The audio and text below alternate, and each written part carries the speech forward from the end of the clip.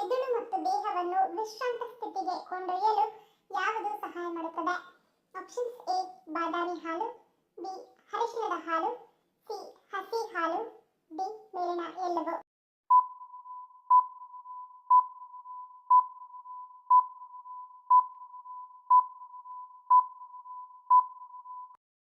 Option A ಬಾದಾಮಿ ಹಾಲು. ಹಾಲು serotonin ಅನ್ನು ಉತ್ಪಾದಿಸಲು ಸಹಾಯ ಮಾಡುವುದರಿಂದ ಇದು ಆತಂಕ ಮತ್ತು ಒತ್ತಡವನ್ನು ನಿವಾರಿಸುತ್ತದೆ. ಹಾಲಿಗೆ ಸ್ವಲ್ಪ ಬಾದಾಮಿ ಸೇರಿಸುವುದರಿಂದ ನಿಮ್ಮ ಮೆದುಳು ಮತ್ತು ದೇಹವನ್ನು ವಿಶ್ರಾಂತ ಸ್ಥಿತಿಗೆ ಕೊಂಡೊಯ್ಯಲು ಇದು ಸಹಾಯ ಮಾಡುತ್ತದೆ. ಹಾಗೆಯೇ ಅರಿಶಿಣದ ಹಾಲು ಆರೋಗ್ಯಕರ ಪೋಷಕಾಂಶಗಳಿಂದ ತುಂಬಿದ್ದು ಇದು ಸ್ನಾಯುಗಳನ್ನು ಗುಣಪಡಿಸಲು, ಬೆಳೆಯಲು ಮತ್ತು ರೋಗನಿರೋಧಕ ಶಕ್ತಿಯನ್ನು ಹೆಚ್ಚಿಸಲು ಸಹಾಯ ಮಾಡುತ್ತದೆ. ಬೆಚ್ಚಗಿನ ಹಾಲಿನಲ್ಲಿ ಟ್ರಿಪ್ಟೋಫಾನ್ ಅಮಿನೋ ಆಮ್ಲಗಳಿದ್ದು ಇವು ನಿಮ್ಮ ಮನಸ್ಸಿನ ಒತ್ತಡವನ್ನು ಕಡಿಮೆ ಮಾಡಿ ನಿಮಗೆ ಒಳ್ಳೆಯ ನಿದ್ರೆ ಬರುವಂತೆ ಮಾಡುತ್ತದೆ. ಅಶೋಕ ಚಕ್ರದ ಕಡ್ಡಿಗಳು ಏನನ್ನು ಅಥವಾ ಯಾವುದನ್ನು ಪ್ರತಿನಿಧಿಸುತ್ತವೆ? ಆಪ್ಷನ್ಸ್ ಎ 24 ಗಂಟೆ, ಬಿ ಧೈರ್ಯ, ಸಿ ನಂಬಿಕೆ, ಡಿ ಮೇಲಿನ ಎಲ್ಲವೂ.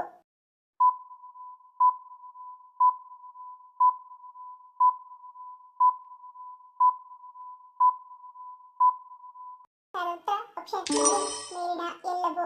ಅಶೋಕ ಚಕ್ರದ ಕಡ್ಡಿಗಳು ದಿನದ 24 ಗಂಟೆಗಳನ್ನು ಪ್ರತಿನಿಧಿಸುವುದರಿಂದ ಈ ಚಕ್ರವನ್ನು ಸಮಯದ ಚಕ್ರ ಎಂದು ಕೂಡ ಕರೆಯಲಾಗುತ್ತದೆ. ಅಶೋಕ ಚಕ್ರದ ಕಡ್ಡಿಗಳು ಧೈರ್ಯ, ತಾಳ್ಮೆ, ಸ್ವಯಂ ತ್ಯಾಗ, ಸತ್ಯತೆ, ಸದಾಚಾರ, ಪ್ರೀತಿ, ಆಧ್ಯಾತ್ಮಿಕ ಜ್ಞಾನ, ನೈತಿಕತೆ, ಕಲ್ಯಾಣ, ಉದ್ಯಮ, ಸಮೃದ್ಧಿ ಮತ್ತು ನಂಬಿಕೆಯಂತಹ ತತ್ವಗಳನ್ನು ಪ್ರತಿನಿಧಿಸುತ್ತವೆ. 7 ಮುಖ್ಯ ರುದ್ರಾಕ್ಷವನ್ನು ಕುತ್ತಿಗೆಗೆ ಧರಿಸುವುದರಿಂದ ಏನಾಗುತ್ತದೆ? ಆಪ್ಷನ್ಸ್ ಎ ಅನಾರೋಗ್ಯ, ಬಿ ಶನಿ ಕೃಪೆ, ಸಿ ದೋಷ ನಿವಾರಣೆ, ಡಿ ಸಂಪತ್ತು ವೃದ್ಧಿ.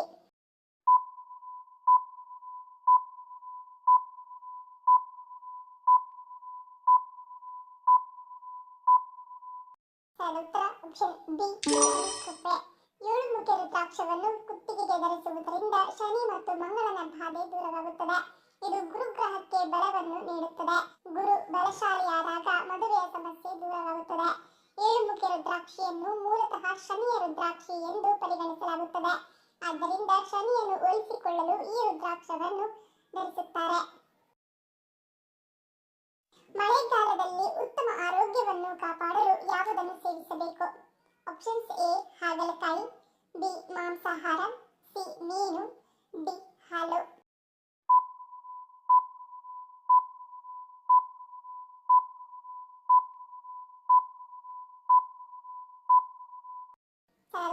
ಆಪ್ಷನ್ ಎ ಹಾಗಲಕಾಯಿ.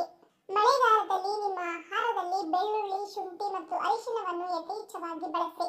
ಅವು ಆಂಟಿ ಆಕ್ಸಿಡೆಂಟ್ಗಳಿಂದ ಸಮೃದ್ಧವಾಗಿವೆ. ಈ ಸೀಸನ್ನಲ್ಲಿ ಉಂಟಾಗುವ ಶೀತ ಕೆಮ್ಮಿನ ವಿರುದ್ಧ ಹೋರಾಡಲು ಪರಿಣಾಮಕಾರಿ ಆಹಾರ ಪದಾರ್ಥಗಳಾಗಿವೆ. ಆದುದರಿಂದ ಪ್ರತಿದಿನ ಇವುಗಳನ್ನು ಅಡುಗೆಯಲ್ಲಿ ಬಳಸುವುದು ಉತ್ತಮ. ಇನ್ನು ಈ ಸೀಸನ್ನಲ್ಲಿ ತರಕಾರಿಗಳಿಗಾಗಿ ಹಾಗಲಕಾಯಿ, ಸೋರೆಕಾಯಿ, ಹೀರೆಕಾಯಿ ಮೊದಲಾದ ತರಕಾರಿಗಳನ್ನು ಅಡುಗೆಯಲ್ಲಿ ಬಳಸುವುದು ಒಳ್ಳೆಯದು. ಇವು ಮಳೆಗಾಲಕ್ಕೆ ಸೂಕ್ತವಾದ ತರಕಾರಿಗಳಾಗಿವೆ. ಇವು ಉತ್ತಮ ಆರೋಗ್ಯವನ್ನು ಕಾಪಾಡಲು ಸಹಾಯ ಮಾಡುತ್ತವೆ. ಜೇನುತುಪ್ಪವನ್ನು ಹೆಚ್ಚಾಗಿ ಸೇವಿಸುವುದರಿಂದಾಗುವ ಪರಿಣಾಮವೇನು? ಆಪ್ಷನ್ಸ್ ಎ ಇನ್ಸುಲಿನ್ ಏರುಪೇರು, ಬಿ ಕರುಳು ಹಾನಿ, ಸಿ ಮಧುಮೇಹ, ಡಿ ಅಸ್ವಸ್ಥತೆ.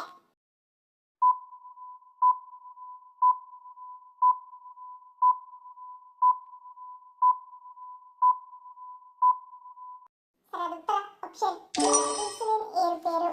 ಜೇನುತುಪ್ಪ ಸಿಹಿಯಾಗಿರುವುದರಿಂದ ಇದು ಸಕ್ಕರೆಯ ಒಂದು ರೂಪ. ಇದನ್ನು ಹೆಚ್ಚಾಗಿ ಸೇವಿಸಿದರೆ ದೇಹದಲ್ಲಿ ಇನ್ಸುಲಿನ್ ಪ್ರಮಾಣದ ಏರುಪೇರಾಗಬಹುದು.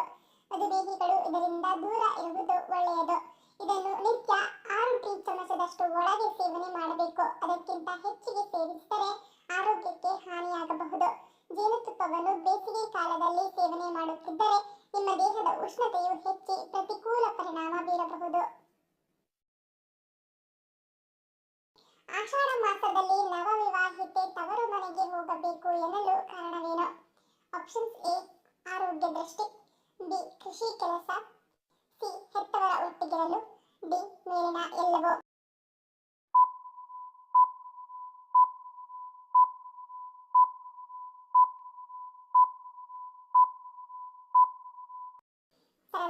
ಆಪ್ಷನ್ ಮೇಲಿನ ಎಲ್ಲವೂ.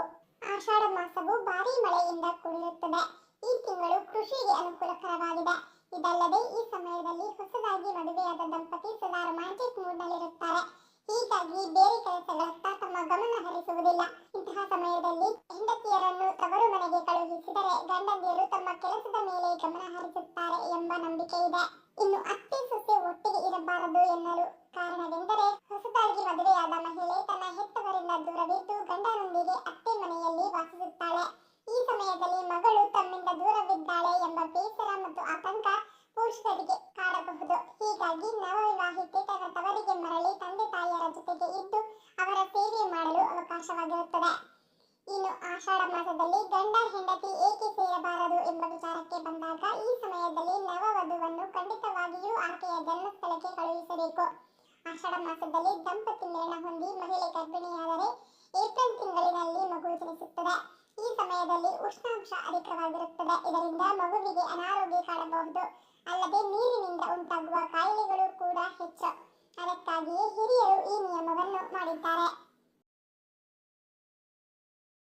ರಕ್ತದೊತ್ತಡದ ಸಮಸ್ಯೆಯನ್ನು ದೂರ ಇಡುವುದಕ್ಕೆ ಸಹಾಯ ಮಾಡುವುದು ಯಾವುದು? ಆಪ್ಷನ್ಸ್: ಎ ಹಸಿಮೆಣಸಿನಕಾಯಿ, ಬಿ ಕೆಂಪು ಮೆಣಸಿನಕಾಯಿ, ಸಿ ಕಾಳು ಮೆಣಸು, ಡಿ ಶುಂಠಿ.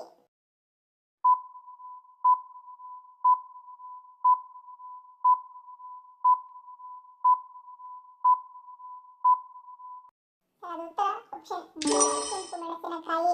ನಮ್ಮ ದೇಹದಲ್ಲಿ ರೋಗ ನಿರೋಧಕ ಶಕ್ತಿಯನ್ನು ಹೆಚ್ಚಿಸಿಕೊಳ್ಳಲು ಕೆಂಪು ಮೆಣಸಿನಕಾಯಿ ಹೆಚ್ಚು ಸಹಾಯ ಮಾಡುತ್ತದೆ. ಇದರಲ್ಲಿ ವಿಟಮಿನ್ ಸಿ ಹೇರಳವಾಗಿ ಸಿಗುತ್ತದೆ ಮತ್ತು ಬ್ಯಾಕ್ಟೀರಿಯಾ ನಾಶ ಮಾಡುವಂತ ಗುಣ ಕೂಡ ಇದರಲ್ಲಿ ಹೆಚ್ಚಾಗಿ ಇರುತ್ತದೆ. ಇದರಿಂದಾಗಿ ಪದೇ ಪದೇ ಬ್ಯಾಕ್ಟೀರಿಯಲ್ ಇನ್ಫೆಕ್ಷನ್ ಆಗುವುದನ್ನು ತಪ್ಪಿಸಲು ಇದು ಸಹಾಯ ಮಾಡುತ್ತದೆ. ಹಾಗೆಯೇ ರಕ್ತದೊತ್ತಡದ ಸಮಸ್ಯೆಯನ್ನು ದೂರ ಇಡುವುದಕ್ಕೆ ಕೂಡ ಇದು ಸಹಾಯವಾಗುತ್ತದೆ. ಮುಖ್ಯವಾಗಿ ಲೋ ಬಿಪಿ ಸಮಸ್ಯೆ ಇರುವವರಿಗೆ ತುಂಬಾನೇ ಒಳ್ಳೆಯದು ಕೆಂಪು ಮೆಣಸಿನಕಾಯಿ. ನಮ್ಮ ದೇಹದಲ್ಲಿರುವಂತಹ ಅನಗತ್ಯ ಕೊಬ್ಬನ್ನು ಕರಗಿಸುವುದಕ್ಕೆ ತುಂಬಾನೇ ಸಹಾಯ ಮಾಡುತ್ತದೆ. ಯಾವುದನ್ನು ಹೆಚ್ಚಾಗಿ ತಿನ್ನುವುದರಿಂದ ಸಕ್ಕರೆ ಕಾಯಿಲೆ ಬರುವ ಸಾಧ್ಯತೆ ಇರುತ್ತದೆ? ಆಪ್ಷನ್ಸ್: ಎ ಚಪಾತಿ, ಬಿ ಮುದ್ದೆ, ಸಿ ಮಾಂಸ, ಡಿ ಅನ್ನ.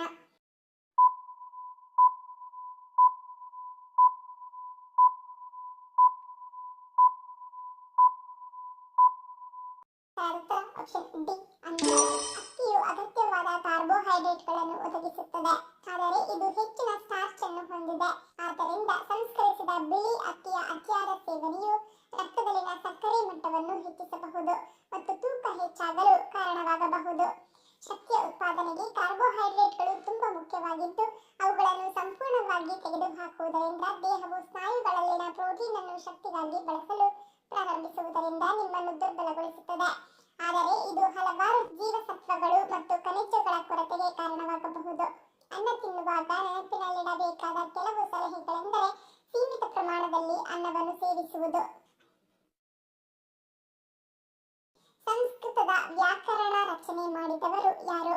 Options: A Kalidasa, B Panini, C Charaka, D Aryabhata.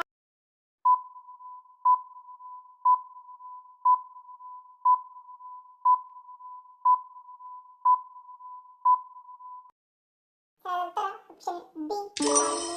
Panini Sanskrit ಭಾಷೆಯ ವ್ಯಾಕರಣವನ್ನು ವ್ಯವಸ್ಥಿತವಾಗಿ ರೂಪಿಸಿದವರು. ಅವರ ಅಷ್ಟಾಧ್ಯಾಯಿ ಕೃತಿಯು ಸಂಸ್ಕೃತ ಭಾಷೆಯ ನಿಯಮಗಳನ್ನು ವಿವರಿಸುತ್ತದೆ ಮತ್ತು ಭಾಷಾಶಾಸ್ತ್ರದ ಅಧ್ಯಯನಕ್ಕೆ ಅಡಿಪಾಯ ಹಾಕಿತು.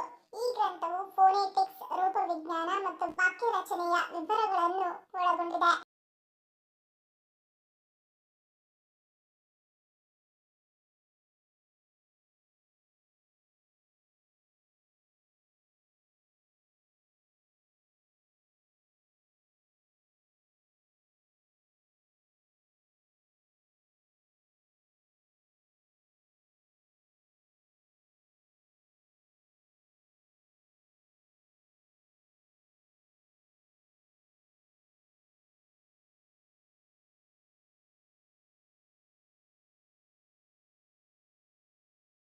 ಧನ್ಯವಾದಗಳು. ನಿಮ್ಮ ಪ್ರೀತಿಯ ಲೈಕ್ ಕೊಟ್ಟು ಪ್ರೋತ್ಸಾಹಿಸಿ. ಇನ್ನು ಹೆಚ್ಚಿನ ಮಾಹಿತಿಗೆ ನಮ್ಮ ಚಾನೆಲ್ ಸಬ್ಸ್ಕ್ರೈಬ್ ಮಾಡಿ, ಪಕ್ಕದಲ್ಲಿರುವ ಬೆಲ್ ಬಟನ್ ಕ್ಲಿಕ್ ಮಾಡಿ. ಇನ್ನೊಂದು ಇಂಟ್ರೆಸ್ಟಿಂಗ್ ಪ್ರಶ್ನೆಗಳೊಂದಿಗೆ ಸಿಗ್ತೀನಿ. Love you all. Take care.